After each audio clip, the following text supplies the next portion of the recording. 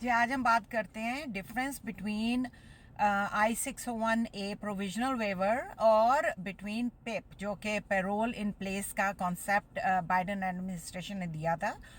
जो कि करंटली इस वक्त स्टेटिस्को में है, होल्ड पे है, बिकॉज टेक्सास स्टेट ने सू कर दिया उसको। तो वो इस वक्त कोर्ट में उसका प्रोसीजर जो है वो चल रहा है। तो डिफरेंस क्या है? डिफरेंस ये है कि if you are married to a US citizen,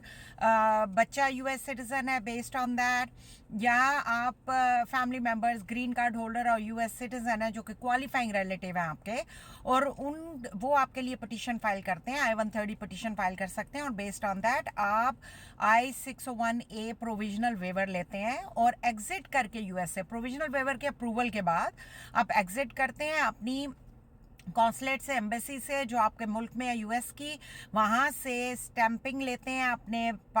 green card की और री एंटर होते हैं यूनाइटेड स्टेट्स में विद द इमिग्रेंट वीज़ा। उसको एक किस्म की पार्डन आप कहते हैं, जो कि फाइल होता है कि जी हमने ओवर स्टे किया यूनाइटेड स्टेट्स में, या हमारी एंट्री इलीगल थी but we are married to और we have the qualifying US citizen relative या ग्रीन कार्ड होल्डर जिन्होंने हमारे लिए पिटीशन फाइल की और हमने पार्डन वेवर फाइल किया उस बेस पे, और अब हमें ग्रीन कार्ड मिला थ्रू कॉन्सुलेट या एम्बेसी और हम री एंटर हो रहे हैं, ठीक है जी, और आप स्टेटस में होते हैं। जो पेरोल इन प्लेस का कॉन्सेप्ट था वो ये है जो बाइडन एडमिनिस्ट्रेशन ने दिया। उन्होंने कहा कि वो लोग who are married to a US citizen, ठीक है जी, और जो कि 10 साल या उससे ज़्यादा यूएस में मौजूद हैं, पिछले 10 साल में उनकी एंट्री इलीगल थी या ओवर स्टे किया और इलीगल स्टे किया इधर, लेकिन they got married to a US citizen as of February 2024 में उनकी जो शादी हुई है यूएस सिटीजन से, तो वो पेरोल इन प्लेस फाइल कर सकते हैं और बेस्ड ऑन द अप्रूवल वो ग्रीन कार्ड भी फाइल कर सकते हैं या ग्रीन कार्ड स्टेटस ले सकते हैं। लेकिन इस वक्त अनफॉर्चुनेटली वो स्टे में जा रही है, वो जो एग्जीक्यूटिव ऑर्डर इंट्रोड्यूस हुआ था वो स्टे में है, और लेकिन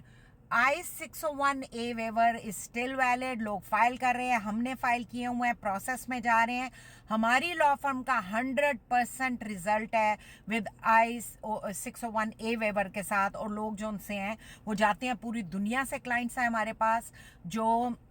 वापस जाते हैं, जाके उनका केस इधर ही अप्रूव हुआ होता है, इंटरव्यू के लिए जाते हैं और उनको इमिग्रेंट वीज़ा मिलता है, वो इमिग्रेंट वीज़े पे वापस री एंटर हो जाते हैं और इधर ऑनलाइन ग्रीन कार्ड के लिए अप्लाई करते हैं और ग्रीन कार्ड स्टेटस उनको मिलता है, जो कि कुछ दिनों में उनको रिसीव हो जाता है। तो आप if you think that you have a qualifying US citizen और ग्रीन कार्ड होल्डर रिलेटिव जो आपके लिए I-130 पिटिशन फाइल कर सकता है, और उसकी बेस पे अगर आपने ओवर स्टे किया है इधर या आपकी एंट्री इलीगल थी, और आप उसकी बेस पे जो है प्रोविजनल वेवर फाइल कर सकते हैं और उसके बाद